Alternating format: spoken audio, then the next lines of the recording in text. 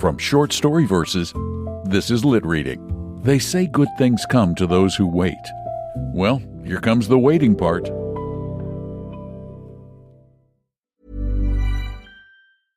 While every other channel is fighting for your customers' attention, podcasts are where they've already given it.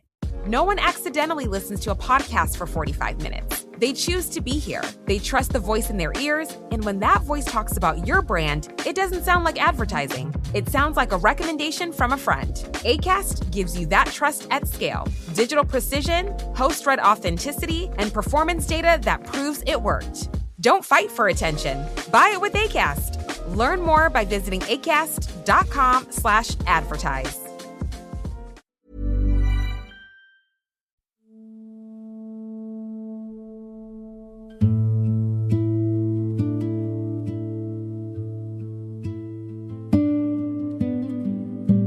Hi, I'm Don McDonald. Poker Flat had lost several $1,000s, 2 good horses, and a prominent citizen. So the town got religion the way towns do, all at once and with a rope. 2 men they hanged. The rest they walked to the edge of the gulch and told never to come back. A gambler, 2 women whose impropriety, as Harte puts it, was professional, and a drunk with a habit of robbing sluices. Bret Harte published this in January of 1869, and it went off like a shot. Back east, they had been reading buckskin heroes and clean victories.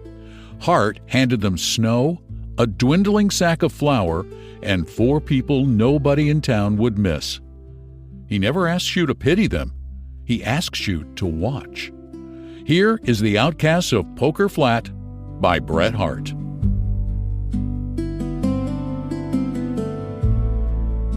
As Mr. John Oakhurst, gambler, stepped into the main street of Poker Flat on the morning of the 23rd of November, 1850, he was conscious of a change in its moral atmosphere since the preceding night.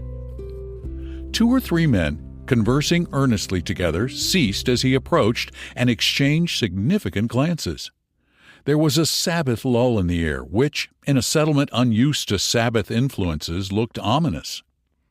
Mr. Oakhurst's calm, handsome face betrayed small concern in these indications.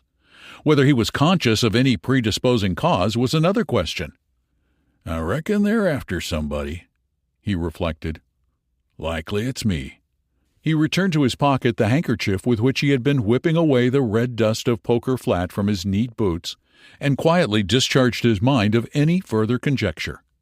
In point of fact, Poker Flat was after somebody. It had lately suffered the loss of several $1,000s, 2 valuable horses, and a prominent citizen. It was experiencing a spasm of virtuous reaction, quite as lawless and ungovernable as any of the acts that had provoked it. A secret committee had determined to rid the town of all improper persons. This was done permanently in regard of 2 men who were then hanging from the boughs of a sycamore in the gulch, and temporarily in the banishment of certain other objectionable characters. I regret to say that some of these were ladies. It is but due to the sex, however, to state that their impropriety was professional, and it was only in such easily established standards of evil that Poker Flats ventured to sit in judgment. Mr. Oakhurst was right in supposing that he was included in this category. A few of the committee had urged hanging him as a possible example, and a sure method of reimbursing themselves from his pockets of the sum he had won from them. "It's agin justice," said Jim Wheeler, "to let this here young man from Roaring Camp, an entire stranger, carry away our money." But a crude sentiment of equity residing in the breasts of those who had been fortunate enough to win for Mr. Oakhurst overruled this narrower local prejudice. Mr. Oakhurst received his sentence with philosophic calmness, none the less coolly that he was aware of the hesitation of his judges. He was too much of a gambler not to accept fate. With him, life was at best an uncertain game, and he recognized the usual percentage in favor of the dealer. A body of armed men accompanied the deported wickedness of Poker Flat to the outskirts of the settlement. Besides Mr. Oakhurst, who was known to be a coolly desperate man, and for whose intimidation the armed escort was intended, the expatriated party consisted of a young woman familiarly known as the Duchess, another who had won the title of Mother Shipton, and Uncle Billy, a suspected sluice robber and confirmed drunkard. The cavalcade provoked no comments from the spectators, nor was any word uttered by the escort. Only when the gulch which marked the uttermost limit of Poker Flat was reached, the leader spoke briefly and to the point. The exiles were forbidden to return at the peril of their lives. As the escort disappeared, their pent-up feelings found vent in a few hysterical tears from the Duchess, some bad language from Mother Shipton, and a Parthian volley of expletives from Uncle Billy. The philosophic Oakhurst alone remained silent. He listened calmly to Mother Shipton's desire to cut somebody's heart out, to the repeated statements of the Duchess that she would die on the road, and to the alarming oaths that seemed to be bumped out of Uncle Billy as he rode forward. With the easy good humor characteristic of his class, he insisted upon exchanging his own riding horse, 5-Spot, for the sorry mule which the Duchess rode. But even this act did not draw the party into any closer sympathy. The young woman readjusted her somewhat draggled plumes with a feeble, faded coquetry. Mother Shipton eyed the possessor of 5-Spot with malevolence, and Uncle Billy included the whole party in one sweeping anathema. The road to Sandy Bar, a camp that, not having yet experienced the regenerating influences of Poker Flat, consequently seemed to offer some invitation to the emigrants, lay over a steep mountain range. It was distant a day's severe travel. In that advanced season, the party soon passed out of the moist, temperate regions of the foothills into the dry, cold, bracing air of the Sierras. The trail was narrow and difficult. At noon, the Duchess, rolling out of her saddle upon the ground, declared her intention of going no farther, and the party halted. The spot was singularly wild and impressive. A wooded amphitheater surrounded on 3 sides by precipitous cliffs of naked granite sloped gently toward the crest of another precipice that overlooked the valley. It was, undoubtedly, the most suitable spot for a camp, had camping been advisable. But Mr. Oakhurst knew that scarcely half the journey to Sandy Bar was accomplished, and the party were not equipped or provisioned for delay. This fact he pointed out to his companions curtly with a philosophic commentary on the folly of throwing up their hands before the game was played out. But they were furnished with liquor, which in this emergency stood them in place of food, fuel, rest, and prescience. In spite of his remonstrances, it was not long before they were more or less under its influence. Uncle Billy passed rapidly from a bellicose state into one of stupor. The Duchess became maudlin, and Mother Shipton snored. Mr. Oakhurst alone remained erect, leaning against a rock, calmly surveying them. Mr. Oakhurst did not drink. It interfered with a profession which required coolness, impassiveness, and presence of mind, and in his own language, he couldn't afford it. As he gazed at his recumbent fellow exiles, the loneliness begotten by his pariah trade, his habits of life, his very vices for the first time seriously oppressed him. He bestirred himself in dusting his black clothes, washing his hands and face, and other acts characteristic of his studiously neat habits, and for a moment forgot his annoyance. The thought of deserting his weaker and more pitiable companions never perhaps occurred to him. Yet he could not help feeling the want of that excitement which, singularly enough, was most conducive to that calm equanimity for which he was notorious. He looked at the gloomy walls that rose 1,000 feet sheer above the circling pines around him, at the sky ominously clouded, at the valley below already deepening into shadow, and doing so, suddenly he heard his own name called. A horseman slowly ascended the trail. In the fresh, open face of the newcomer, Mr. Oakhurst recognized Tom Simpson, otherwise known as the Innocent of Sandy Bar. He had met him some months before over a little game, and had, with perfect equanimity, won the entire fortune, amounting to some $40 of that guileless youth. After the game was finished, Mr. Oakhurst drew the youthful speculator behind the door and thus addressed him. "Tommy, you're a good little man, but you can't gamble worth a cent. Don't try it over again." Then he handed him his money back, pushed him gently from the room, and so made a devoted slave of Tom Simpson.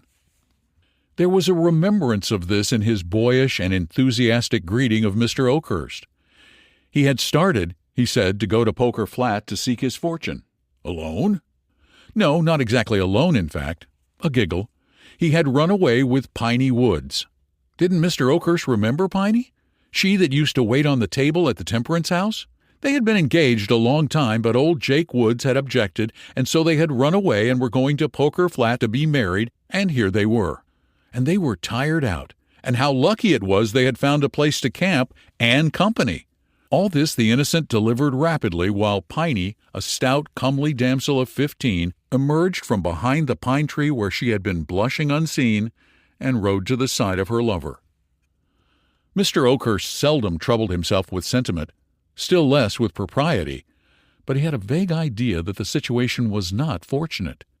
He retained, however, his presence of mind sufficiently to kick Uncle Billy, who was about to say something, and Uncle Billy was sober enough to recognize in Mr. Oakhurst's kick a superior power that would not bear trifling. Then he endeavored to dissuade Tom Simpson from delaying further, but in vain. He even pointed out the fact that there was no provision, no means of making a camp. But unluckily, the Innocent met this objection by assuring the party that he was provisioned with an extra mule loaded with provisions, and by the discovery of a rude attempt at a log house near the trail.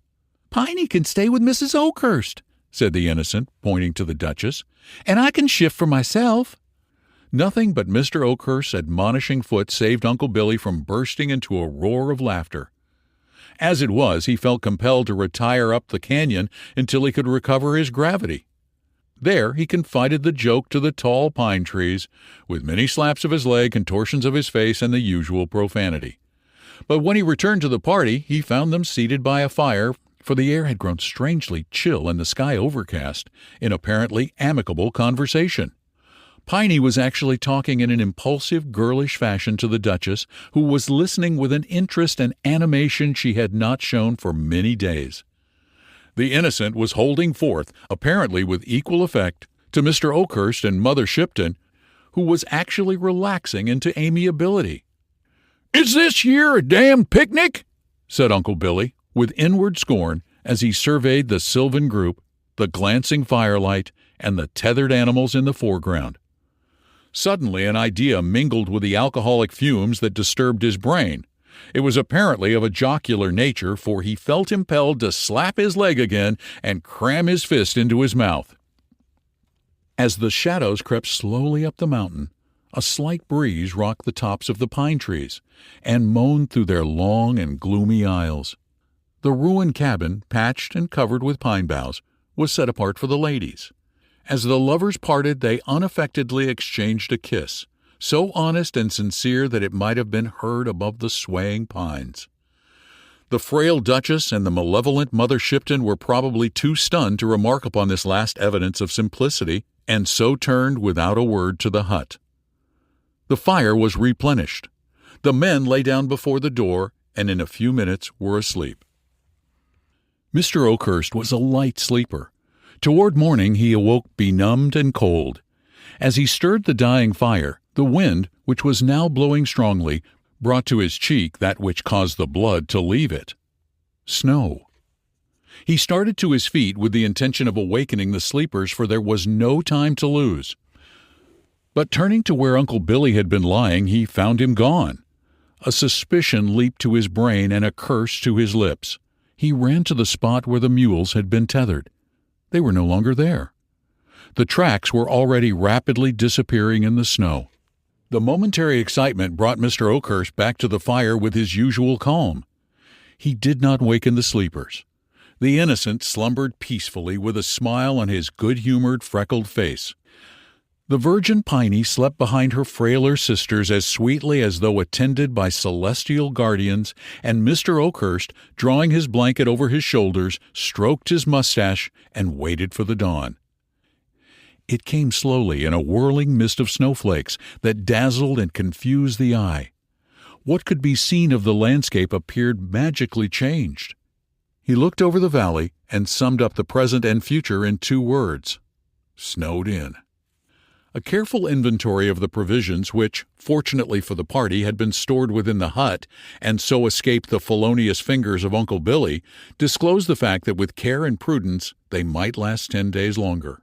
"That is," said Mr. Oakhurst sotto voce to the Innocent, "if you're willing to board us. If you ain't, And perhaps you'd better not. You can wait till Uncle Billy gets back with provisions."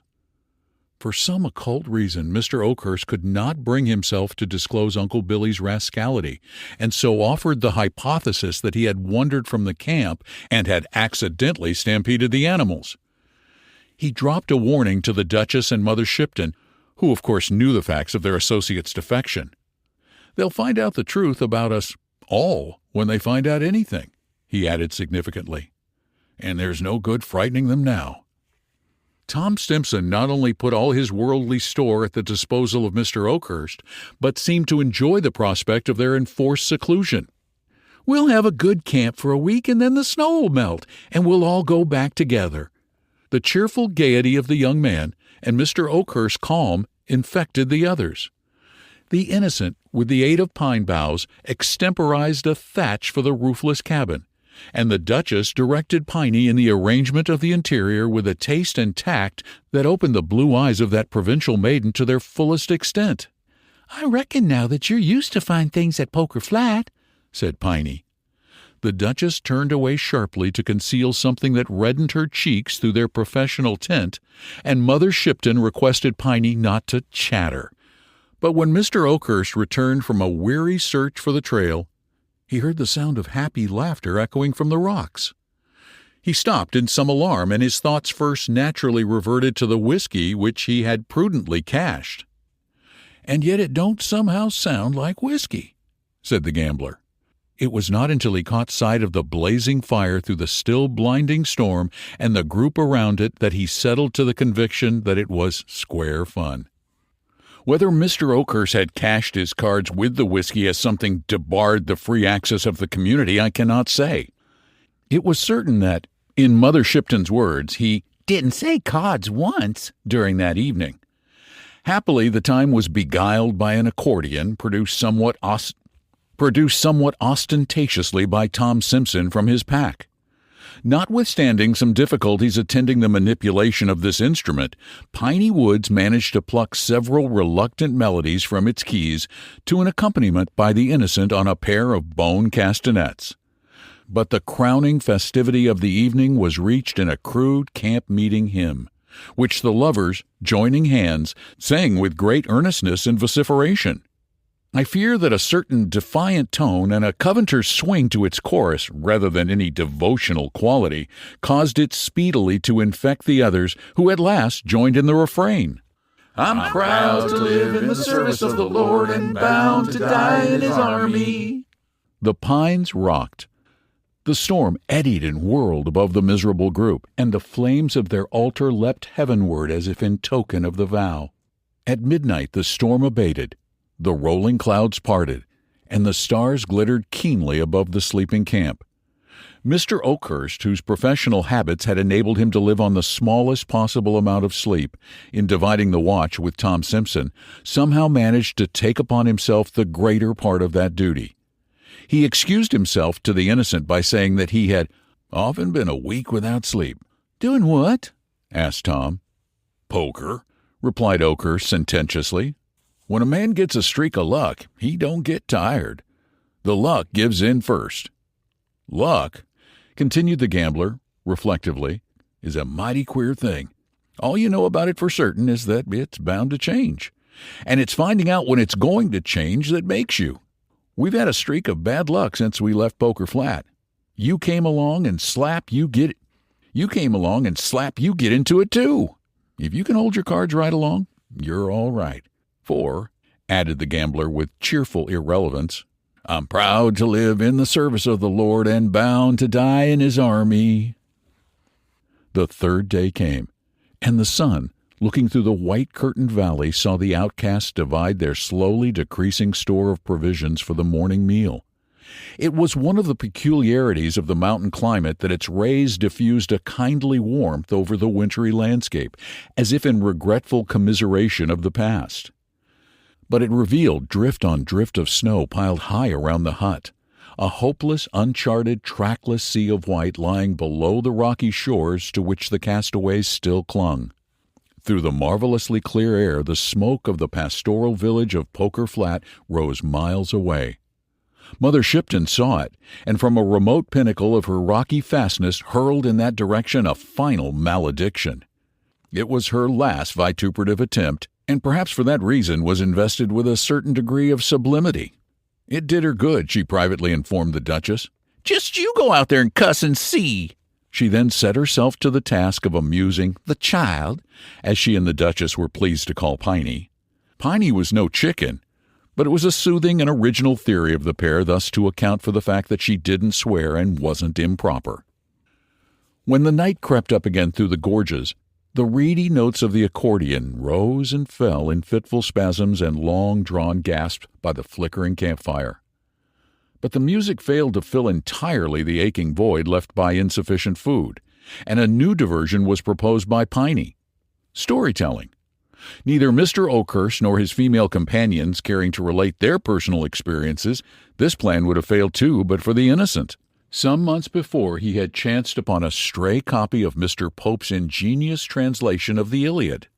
He now proposed to narrate the principal incidents of that poem, having thoroughly mastered the argument and fairly forgotten the words in the current vernacular of Sandy Bar. And so for the rest of that night the Homeric demigods again walked the earth. Trojan bully and wily Greek wrestled in the winds, and the great pines of the canyon seemed to bow to the wrath of the son of Peleus. Mr. Oakhurst listened with quiet satisfaction. Most especially was he interested in the fate of Ashheels, as the innocent persisted in denominating the swift-footed Achilles. So with small food, and much of Homer, and the accordion, a week passed over the heads of the outcasts.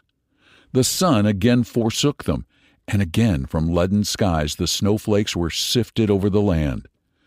Day by day closer around them drew the snowy circle, until at last they looked from their prison over drift walls of dazzling white that towered 20 feet above their heads. It became more and more difficult to replenish their fires, even from the fallen trees beside them now half hidden in the drifts. And yet no one complained. The lovers turned from the dreary prospect and looked into each other's eyes and were happy. Mr. Oakhurst settled himself coolly into the losing game before him. The Duchess, more cheerful than she had been, assumed the care of Piney. Only Mother Shipton, once the strongest of the party, seemed to sicken and fade. At midnight on the 10th day she called Oakhurst to her side. "I'm going," she said, in a voice of querulous weakness. "But don't say anything about it. Don't waken the kids. Take the bundle from under my head and open it." Mr. Oakhurst did so. It contained Mother Shipton's rations for the last week, untouched. "Give 'em to the child," she said, pointing to the sleeping Piney. "You starved yourself," said the gambler. "That's what they call it," said the woman querulously as she lay down again and, turning her face to the wall, passed quietly away. The accordion and the bones were put aside that day, and Homer was forgotten. When the body of Mother Shipton had been committed to the snow, Mr. Oakhurst took the innocent aside and showed him a pair of snowshoes, which he had fashioned from the old pack-saddle. "There's one chance in 100 to save her yet," he said, pointing to Piney. "But it's there," he added, pointing toward Poker Flat. "If you can reach there in 2 days, she's safe." "And you?" asked Tom Simpson. "I'll stay here," was the curt reply. The lovers parted with a long embrace. "You're not going too?" said the Duchess, as she saw Mr. Oakhurst apparently waiting to accompany him. "As far as the canyon," he replied. He turned suddenly and kissed the Duchess, leaving her pallid face aflame and her trembling limbs rigid with amazement. Night came, but not for Mr. Oakhurst. It brought the storm again and the whirling snow. Then the Duchess, feeding the fire, found that someone had quietly piled beside the hut enough fuel to last a few days longer. The tears rose to her eyes, but she hid them from Piney. The women slept but little. In the morning, looking into each other's faces, they read their fate. Neither spoke, but Piney, accepting the position of the stronger, drew near and placed her arm around the Duchess's waist. They kept this attitude for the rest of the day. That night the storm reached its greatest fury and, rendering asunder the protecting pines, invaded the very hut. Toward morning they found themselves unable to feed the fire, which gradually died away. As the embers slowly blackened, the Duchess crept closer to Piney and broke the silence of many hours. "Piney, can you pray?" "No, dear," said Piney simply. The Duchess, without knowing exactly why, felt relieved, and putting her head upon Piney's shoulders, spoke no more. And so reclining, the younger and purer pillowing the head of her soiled sister upon her virgin breast, they fell asleep. The wind lulled as if it feared to waken them. Feathery drifts of snow, shaken from the long pine boughs, flew like white-winged birds and settled about them as they slept. The moon, through the rifted clouds, looked down upon what had been the camp. But the human stain, all trace of earthly travail, was hidden beneath the spotless mantle mercifully flung from above. They slept all that day and the next, nor did they waken when voices and footsteps broke the silence of the camp. When the pitying fingers brushed the snow from their wan faces, you could scarcely have told, from the equal peace that dwelt upon them, which was she that had sinned. Even the law of Poker Flat recognized this and turned away, leaving them still locked in each other's arms. But at the head of the gulch, on one of the largest pine trees, they found the deuce of clubs pinned to the bark with a bowie knife. It bore the following, written in pencil, in a firm hand: "Beneath this tree lies the body of John Oakhurst, who struck a streak of bad luck on the 23rd of November, 1850, and handed in his checks on the 7th of December, 1850. And pulseless and cold, with a derringer by his side and a bullet in his heart, though still calm as if in life, beneath the snow lay he who was once the strongest and yet the weakest of the outcasts of Poker Flat. The deuce of clubs, pinned to the bark with a bowie knife. A man who lived his whole life on the odds, writing his own epitaph in pencil and getting the dates right."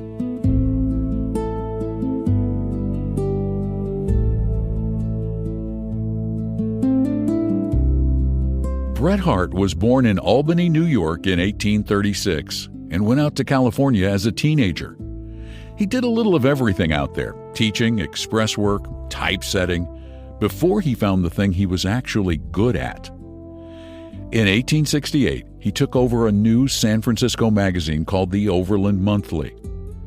2 stories later, he was the most talked-about writer in America. This is the second of those 2 stories. Fame like that, though, has a short season. Harte went east, then to Europe as a United States consul, first in Germany, then in Glasgow, and finally in London, where he wrote steadily for 20 more years and never came close again. He died in England in 1902, still writing about a California he had left for good. If you enjoy listening to short stories, we've got a lot of them at shortstoryverses.com. All kinds of stories, both classic and original, and they're so easy to check out. Or check out the Short Story Verses channel on Apple Podcasts. If you like what you hear, please tell a friend or two. And if you really enjoyed the stories, well, I would appreciate a 5-star review at Apple Podcasts or a 5-star rating on Spotify. Thanks so much for listening. I'm Don McDonald.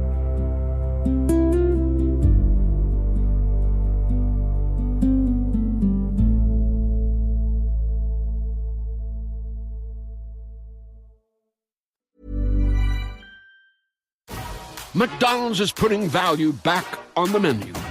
Whether you're craving a Big Mac, McNuggets, or sausage, egg, and cheese McGriddles, make it a meal and save. Your favorite is now your wallet's favorite, too.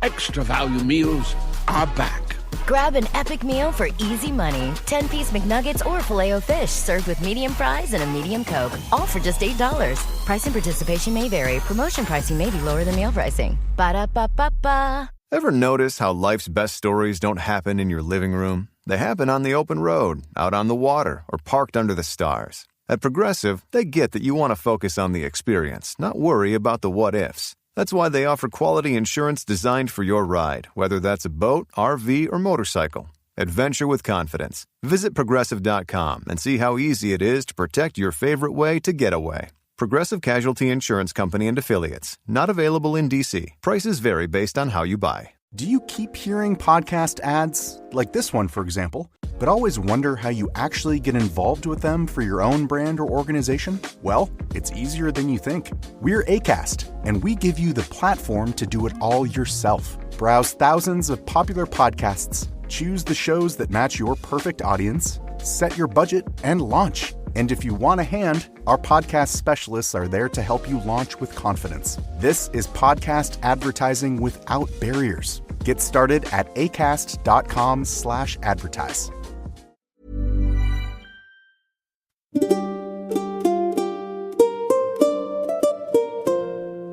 ShortStoryVerses.com